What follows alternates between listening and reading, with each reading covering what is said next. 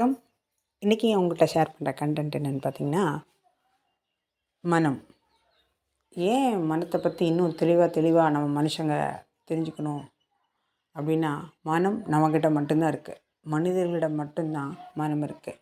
அப்போது நம்ம அந்த மனத்தை எந்த அளவுக்கு புரிஞ்சுருக்கோங்கிறது தான் முக்கியம். ஆனால் ஒரு துரதிர்ஷ்டவசமான விஷயம் என்னென்னு கேட்டிங்கன்னா, அந்த மனத்தை பற்றி நம்ம எதுவுமே தெரிஞ்சுக்கல. இங்கே நீங்கள் தெரிஞ்சிக்க வேண்டியது முழுக்க ஆழமாக ரொம்ப ரொம்ப ரொம்ப ஆழமாக தெரிஞ்சிக்க வேண்டியது மனம் மட்டும்தான். இந்த மனம்தான் இங்கே இருக்க அத்தனை பிரச்சனைக்கும் காரணம், அத்தனை துன்பத்துக்கும் காரணம், அத்தனை இன்பத்துக்கும் காரணம்.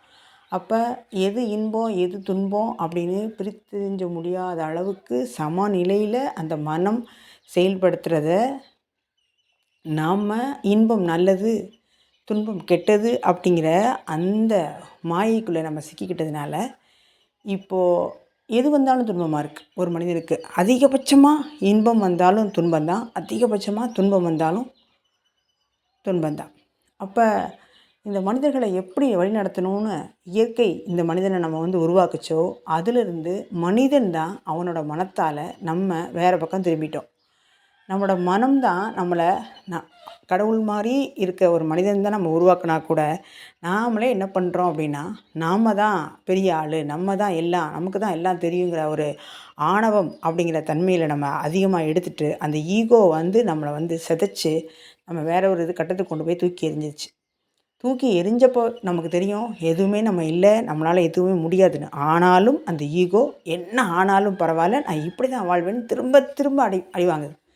இயற்கைக்கிட்ட நம்ம ஜெயிக்கவே முடியாதுன்னு ஒரு மனிதன் இந்த பூமியில் இன்னி பிறக்கிற மனிதனும் இந்த முதல் பிறந்த மனிதனும் எல்லாருமே உணர்ந்தால் கூட இப்போ வரைக்கும் மனிதன் என்ன நினச்சிட்ருக்கான்னா, நம்மளால் அந்த நம்ம எது முடியாதுன்னு நினைக்கிறோமோ அதனால் நம்ம செஞ்சு வைக்க முடியும் அப்படின்னு தீர்மானமாக நினைக்கிறது இந்த மனம். அது மனது யார் உருவாக்குனான்னா இந்த மனிதன்தான். அப்போது நம்மக்கிட்ட ஒரு கேள்வி வரும், அந்த மனம் நான் உருவாக்கலை, மனம் தான் இருக்குது, அப்போது நான் எப்படி அதையே செய்வேன் அப்படின்னு சொன்னால், ஒரு 2 விதமாக இந்த உலகம் படைக்கப்பட்டிருக்கு, ஆப்ஷன் கொடுக்கப்பட்டிருக்கு. அதுதான் மனிதன் எடுத்துக்கிட்ட பெரிய ஒரு தவறான விஷயம் என்னென்னு கேட்டிங்கன்னா, அந்த தற்சுதந்திரம் கொடுக்கப்பட்டதுனால அந்த சுதந்திரத்தின் கொடுக்கப்பட்டதின் விளைவாக நம்ம என்ன பண்ணிட்டோம் அப்படின்னா, நமக்கு சாதகமாக பண்ணுறோன்னு நினச்சிக்கிட்டு நம்ம பெரிய பாதகமான ஒரு குழிக்குள்ளே ஒரு பெரிய பாதாளத்தில் விழுந்துட்டோம். விழுந்ததுக்கு அப்புறமும் நம்ம என்ன நினைக்கிறோன்னா, நம்மளால் எல்லாம் முடியுங்கிற ஒரு ஆணவமும் கர்வமும் நம்மளால் ஒன்றுமே பண்ண விடாமல் ஆக்குது. இப்போ இதை கேட்டுட்ருக்க மனிதனும் இந்த பூமியில் இருக்க எல்லா மனிதர்களுமே ஒரு கட்டத்தில் என்ன நினைப்பாங்க அப்படின்னா, நம்மளால் சாதிக்க முடியாது எதுவும் இல்லைம்பாங்க. அதே மனிதர்கள் நம்மளால் ஒன்றுமே முடியலன்னு நினைப்பாங்க. அப்போது இந்த 2ம் மாறி அலை மாறி திரும்ப கடல் அலை மாதிரி வர்றதுனால அந்த உடல் விடுறது அப்படிங்கிறது நிரந்தரமாக இல்லாமல் தற்காலிகமான ஒரு ஓய்வாக இருக்குது. திரும்பியும் பிறப்பு எடுத்து திரும்பியும் அந்த அலை சுழலுது. இது மாதிரி இந்த மனம் சுழண்டுக்கிட்டே இருக்கிறதுனால இந்த மனிதனால் எதுவுமே இதை கண்ட்ரோல் பண்ண முடியாமல் அவுட் ஆஃப் கண்ட்ரோலில் போயிடறான். அப்போ இது எந்த சுச்சுவேஷனில் இது சரியாகும் அப்படின்னா, மனம் கடந்த ஒரு நிலையை இந்த கருணை கொண்ட அந்த இறைவனை, சரி நீ உன்னோட ஈகோவை கண்ட்ரோல் பண்ண முடியாமல் இருக்க, நான் திரும்ப அகைன் ஒரு மனிதனாகவே பிறந்து உனக்கு நான் சொல்லிக் கொடுக்குறேன்னு சொன்னது தான் இந்த அவதாரங்களான அந்த நம்ம வள்ளலார் போன்ற ஒரு சித்தர்கள், ஞானிகள். இந்த சித்தர்கள் நம்ம சொல்கிறவங்க என்னென்னா, போகர், அகத்தியர், இந்த மாதிரி மனிதர்கள் நம்மக்கிட்ட மனித ரூபம் எடுத்து நம்மக்கிட்ட சொல்லிக் கொடுத்துட்டு போகிறாங்க இதுதான் அப்படின்னு சொல்லி. இல்லைனா உங்களுக்கு எப்படி தெரியும், எனக்கு எப்படி தெரியும்? சரி, அப்போ நம்ம உருவாக்கின மனத்தை இப்போ நம்ம உருவாக்கின மிஷின் தான் நம்மளே கொல்லுதுங்கிறது தெரியாமல் இருக்கும். அதுதான் மனிதன் மனசில் இருக்க பெரிய மாயை.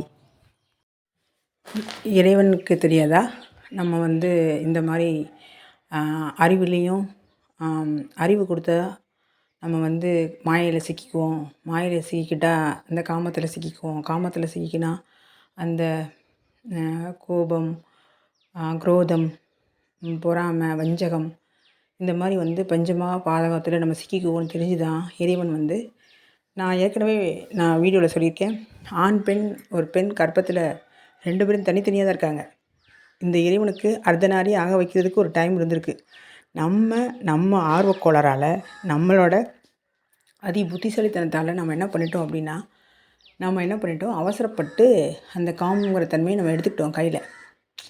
அப்போ வந்து என்னென்னா, இது காலத்தின் கட்டாயமா இல்லை இந்த பூமியோட தன்மையான்னு தெரியல. ஆனால் இதுவும் இறைவனோட திருலீலையாக தான் இருக்கணும். ஆனால் இறைவனே இப்படி நினச்சிருக்க மாட்டான், மனிதன் இவ்வளோ மனத்தில் வந்து இவ்வளோ சிக்கிக்கிட்டு இவ்வளோ முழிப்பான்னு. ஒரு கதை கூட நம்ம படிச்சிருக்கோம் தெரியுமா? மாயையில் வந்து நாரதர் சிவனும் போயிட்டு இருக்கும்போது, இந்த மனிதன் அப்படி என்னடா மாயையில் மாடிக்கிட்டு முழிக்கிறான் அப்படின்னு அவங்க வந்து ஒரு பன்னிக்குட்டி உருவம் எடுத்து பன்னிக்குட்டியோடு வாழும்போது அவர் வந்து மாயிலேருந்து வெளியே வரணும்னு சொல்லும்போது, இல்லை இல்லை வேண்டாம் வேண்டாம், எனக்கு இது ரொம்ப சுகமாக இருக்குது, ஆனந்தமாக இருக்குது பன்னிக்குட்டியோடு வாழ்கிறது அப்படின்னு சொல்லிட்டு, அப்போ நாரதர் வந்து அதுக்குள்ளே அவரை வீழ்த்தி எடுத்தார் அப்படின்னு சொல்லிட்டு. அப்போது கடவுளாக இருக்க நமக்கே இந்த மாயை இவ்வளோ பாடுபடுத்தும் போது அந்த மானிடர்களுக்கு எவ்வளோ துன்பம் தரும் அப்படின்னு புரியுது. அப்படின்னு இறைவனே மனிதன் எடுத்து தான், மனித உருவம் எடுத்து தான் அந்த உணர்வால் தான் உணர்ந்துக்க முடியுது. அப்படின்னா நம்ம எவ்வளோ சிக்கியிருக்கோன்னு பாருங்கள். இங்கே இருக்க நம்ம சொத்து, நம்ம மனைவி, நம்ம பிள்ளை, நம்ம வீடு, நம்ம ப்ராப்பர்ட்டி, அதுவும் நம்ம மொழி, நம்ம ஜாதி, நம்ம சொந்தக்காரங்க, இதில் சிக்கிக்கிட்டதுக்கு என்ன காரணம் தான் மனம் தான் காரணம். இந்த மனத்துலேருந்து வெளியே வர்றதுக்கு தான் தன்னை அறிதல் வேணும். தன்னை அறிந்தால் மட்டும்தான் என்னென்ன நிகழணும், என்னென்ன நிகழக்கூடாது, எது உண்மை எது பொய்ன்னு நிதர்சனமாக உண்மையாக கண்டுபிடிக்க முடியும். அப்போ வந்து என்னென்னா, உண்மையே இல்லைன்னு ஒன்று தெரியும், பொய் எதுவும் இல்லைன்னு தெரியும், ஒன்றே ஒன்று தான் இருக்குதுன்னு தெரியும். இதை உணர்றதுக்கு தான் தன்னை அறிதல் ரொம்ப முக்கியம்னு சொல்கிறோம். அதை தான் ஞானம் அடைதல்னு சொல்கிறோம். அப்போ எங்கேருந்து வந்தோம், ஞானம் அடைஞ்சு தான் இங்கே சிக்கிக்கிட்டோங்கிறத புரிஞ்சிக்காம நம்ம ஏதோ ஒன்று புதுசாக தேடுறோம் சொல்லி தேடி அத்தனை பேர் கோடி பேர் போய் சாகத்தான் செய்கிறோம். செத்தாலும் பரவாயில்லையே, திரும்ப சாகிறோம், செத்துக்கிட்டே இருக்கோம். இதனால் என்ன பயன் சொல்லி தான் இறைவனே வந்து சில ஞானிகளையும் மக்களையும் அவங்க ரூபத்தில் அனுப்பி நமக்கு இந்த மாதிரி செய்கிறாங்க. ஒரு கடவுளுக்கு தெரியாதா, இந்த மனம் வந்து கொடுத்தா அவன் காமங்கிற தன்மையில் எடுத்தான். காமங்கிற தன்மையால் தான் எப்போ ஒரு ஆண் பெண் தன்மையை தனித்தனியாக நம்ம ஒன்றா இப்போ ஆணுக்குள்ளே ஆண் பெண் இருக்கான், பெண்ணுக்குள்ளே ஆண் இருக்காங்கிற தன்மையை மாற்றி நம்ம ரெண்டுக்குள்ளே ஆப்போசிட்டில் உள்ளே போய் தேடினோமோ, அப்போ ரெண்டாக நம்ம பிரிஞ்சு போனோமோ, அப்போவே எல்லாமே மாறிப்போச்சு. நமக்குள்ளே உள்ள ஒரு உயிர்த்தன்மை, நமக்குள்ளே உள்ள சக்தி, நமக்குள்ளே ஒரு கான்சியஸ் எல்லாமே ரெண்டாக போயிடுச்சு. ரெண்டாக பிளவுபட்டு போனோடனே அதில் மனம் வந்து கலண்டு போயிடுச்சு. அந்த மனம் கலண்டு போனதை இப்போ உங்களுக்கு நான் எப்படி புரிய வைக்கிறேன் அப்படின்னு சொன்னால், நான் வந்து ஆண் பெண் இந்த பூமியில் ரெண்டு தனித்தனியாக இறைவன் படைச்சிருக்கான்னு வச்சுக்கோங்க.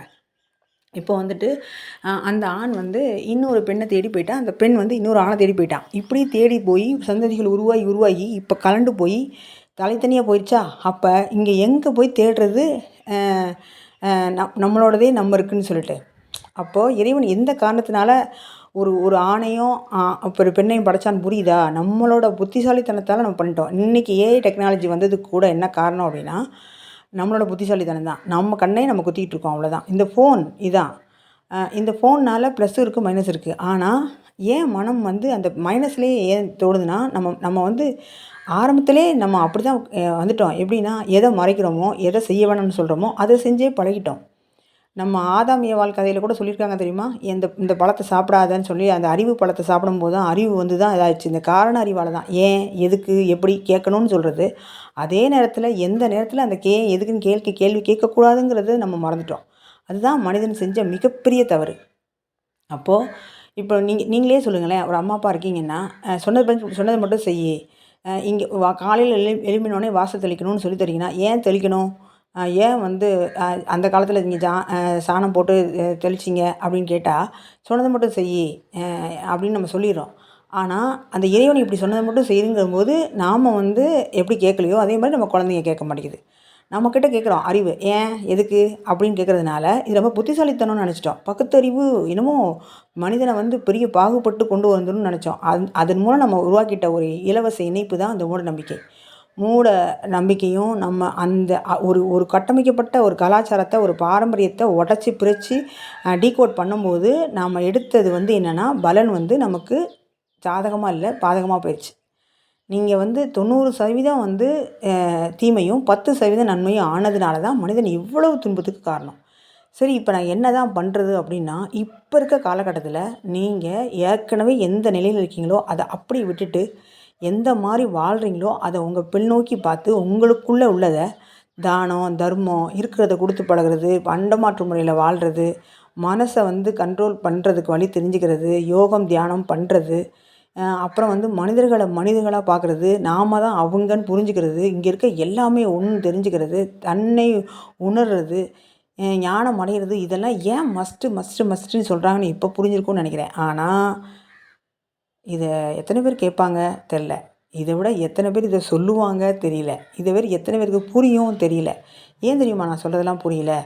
ஓ, உங்களுக்கு புரிஞ்சிருச்சா அப்படின்னு கேட்குற அளவுக்கு தான் இங்கே இருக்காங்க எல்லாருமே. ஓ, நீங்கள்லாம் சொல்லி நாங்கள் கேட்கவா அப்படின்னு சொல்கிறது தான் இருக்காங்க. இங்கே வந்து என்ன தெரியுமா, இங்கே எல்லாமே தலைவனாகும்னு நினைக்கிறாங்க. ஒரு தொண்டன் வந்து இங்கே இருக்க எல்லாருமே தலைவனாகும்போது யார் வந்து தொண்டனாக இருந்து செயல் செய்கிறது? எல்லாருமே அப்படி செய்ய முடியாது இல்லையா? ஒரு வீட்டில் ஒரு அப்பா அம்மா தான் இருக்க முடியும். அவங்களுக்கு குழந்தைங்க இருந்தால் அதுதான் குடும்பம். இங்கே வந்து 4 அப்பா அம்மா, 2 அம்மா, குழந்தைங்க வந்து கணக்கற்று இருந்தால் அது குடும்பம் கிடையாது. அது வேற ஒரு தன்மை. அதே மாதிரி நம்ம வந்து தர்க்கம் பேசுகிறத விட்டுறதுக்கு என்ன காரணம்னா அந்த மனம் தான் காரணம். முடிஞ்ச வரைக்கும் அந்த மனத்தை வந்து நீங்கள் கண்ட்ரோல் பண்ணி அதை சமநிலைப்படுத்தி, அதை தன்மையப்படுத்தி, அதை லயப்படுத்தினா மட்டும்தான் நாம் யார் அப்படிங்கிறத உணர முடியும். நாம் யார் உணர்றதுக்கு தான் இங்கே வந்திருக்கோம். இந்த உடல் என்ன, இந்த மனம் என்ன, இது என்ன பண்ணுது அப்படிங்கிறத இந்த மனத்தை மட்டும் நீங்கள் பார்த்தா மட்டும்தான் முடியும். என்ன கேட்டால் நான் சொல்லுவேன், இந்த மனம் தான் அனைத்துக்கும் காரணம்னு சொல்லுவேன். அந்த மனத்தை நீங்கள் எந்த அளவுக்கு உங்களை சரி பண்ணி வச்சுக்கிறீங்களோ, அது 99% மனம், 1% மட்டும்தான் நீங்கள். அப்போ அந்த 1% நீங்கள் நல்லதை வச்சுக்கிட்டு 99 எப்படி நீங்கள் ஜெயிக்க முடியும்? 50-50 இருந்தாலே முடியாதும்போது, நீங்கள் 99 மனம், 1% தான் நீங்கள். அந்த 1% வந்து நீங்கள் எவ்வளோ ஜெயிச்சிட முடியும் இந்த மனதை? அந்த மனதை இதே 99% உங்களுக்கு அடிமையாக பயன்படுத்திட்டு 1% மட்டும் அது மனசோட கண்ட்ரோலில் கொடுத்தீங்கன்னா எவ்வளோ நல்லாயிருக்கும் இந்த பூமி. யார் பாருங்கள் பண கஷ்டம் இருக்காது பாருங்கள், யாருக்குமே வந்து ஆடை இல்லாமல் இருக்காது, யாருக்குமே வந்து வறுமை இருக்காது, எல்லாருமே ஆனந்தமாக இருப்பாங்க. நினச்சி பாருங்களேன் இந்த பூமி எப்படி இருக்குன்னு. எங்கே விளையிற பொருட்கள்லாம் என்னோடது, எந்த உடையும், எந்த நகை, எந்த பொருள் எல்லாமே ஒரே ஒருத்தவங்களோட வீடு. இந்த உலகத்தில் இருக்க ஒரு அப்பா அம்மாவுக்கு இந்த உலகமே இருக்குது அப்படின்னா, நம்மெல்லாம் சகோதரர்கள், நம்மெல்லாம் உறவினர்கள் அப்படின்னா, நம்ம கொடுத்துக்குவோம், வாங்கிக்குவோம், நமக்குள்ள இது இல்லை. அதான் அந்த சம்பாலாங்கிற நகரம்னு சொல்லி நம்ம கற்பனையில் உருவாக்கணுமா, நிஜமாக இருக்காங்கிறது எனக்கு தெரியாது. ஆனால் இப்போ சொல்லும்போது இந்த இந்த இந்த நிகழ்ச்சியெல்லாம் நடந்தால் நம்ம சம்பாலா தான் நம்ம பூமியும். அப்போ வந்து என்ன கேட்டிங்கன்னா, உணவு யாருக்கும் பிச்சை எடுக்க தேவையில்லை, பணம் யார்கிட்டையும் போய் சேர்க்க தேவையில்லை, உழைப்பு காரணம் ஏன் பொருள்னு வைக்க மாட்டோம். எல்லாருமே சகோதரத்தன்மையோடு இருப்போம். எல்லாருமே கணவன் மனைவிங்கிற உறவு தாண்டி இங்கே தான் காமம் வந்து உங்களுக்கு வந்து ஃபுல்ஃபில் ஆயிடுதுல்ல அவங்கவுங்களுக்குள்ள. அதனால் தேட முடியாது. ஏன் பொருள், ஏன் மனைவி, ஏன் சொத்து அப்படின்னு வச்சுக்க மாட்டோம். ரொம்ப பெரிய ஆனந்தமாக இருக்கும். ஆனால் இந்த மாதிரி ஒரு மனிதன் இந்த மாதிரி வந்து கட்டமைச்ச இந்த பூமி தான் இது. அப்போது எதை அழிக்கணும், எங்கேருந்து அழிக்கணும்னா இது சுருங்கிட்டே போய் அந்த மனத்தில் தான் நிறுத்தணும். அப்போ எனக்கு மட்டும் இல்லை, இந்த பூமி பிரபஞ்சம் விரிஞ்சிட்டு போகிறதே இந்த மனத்தால் தான். இந்த பூமி பிரபஞ்சம் விரிந்து கொண்டே செல்கிறது. எப்படி செல்கிறது? இங்கே பூமியில் இருக்க மனிதனால் தான் விரிந்து கொண்டே செல்கிறது. மனித மனம் விரிந்து கொண்டே செல்வதால் இந்த பிரபஞ்சம் விரியுது. எப்போ அந்த மனித மனம் இல்லையோ அப்போ எங்கே சிருஷ்டியே கிடையாது. அவ்வளோதான். அப்போ நாங்கள் மனமே இல்லைன்னா என்ன பண்ணுறது? நம்ம மனத்தை கண்ட்ரோல் பண்ணி ஆனந்தமாக வேணும். ஒரு வண்டி ஓட்ட தெரியலன்னு வச்சுக்கோங்களேன், ஒருத்தனுக்கு அவங்க கையில் வண்டியை கொடுத்து வாழ்ந்தா அப்படி இருக்கும். எனக்கு வண்டி ஓட்ட தெரியும்னா நான் எவ்வளோ லாகமாக எவ்வளோ தன்மயமாக வந்து நான் ஆனந்தமாக உணரும்போது அதுக்குள்ளே மெக்கானிசம் எல்லாம் தெரிஞ்சு வண்டி ஓட்டும்போது அது எவ்வளோ பாதுகாப்பாகவும் ஆனந்தமாக இருக்கும். எனக்கு வண்டியை பற்றி எதுவுமே தெரியாது, ஆனால் எனக்கு நான் வண்டி ஓட்டுறேன் அப்படின்னா அது எவ்வளோ ஆபத்தானது. அது மாதிரி தான் அந்த மனத்தை ஹேண்டில் பண்ணுறது. அதனால தான் வண்டி ஓட்டி பழகிட்டு கூட மனத்தை வந்து பயன்படுத்தணும் மனிதன் இறைவன் வச்சுருந்துருக்கலாம். நாம் அவசரப்பட்டு வண்டியை பார்த்தோன்னே இதை வந்து ஒரு பேராசையிலையும் ஒரு ஆவல்லையும் ஏதோ ஒரு அறிவு தூண்டுதலில் நம்ம அப்படி செஞ்சிட்டோம். அதாவது முழுமையாக நம்மளை தயார்படுத்துறதுக்கு முன்னாடி மனிதன் குதித்து வந்துட்டான். இந்த நம்ம சிட்டி படத்தில் வந்த மாதிரி தான். அதை வந்து சரியாக அதை கட்டமைக்க முடியும். அது வந்து மார்க்கெட்டுக்கு வந்தால் எப்படி இருக்கும், அதே மாதிரி தான் மனிதங்கிற ப்ராடக்ட் கூட இந்த மார்க்கெட்டுக்கு முழுமை பெறுவதற்கு முன்னாடி வந்ததுனால தான் இப்போ வரைக்கும் ஞானிகளை அனுப்பி அதை சரி பண்ண இறைவன் முயற்சி பண்ணிக்கிட்டே இருக்கான் அவனோட மனத்தால்.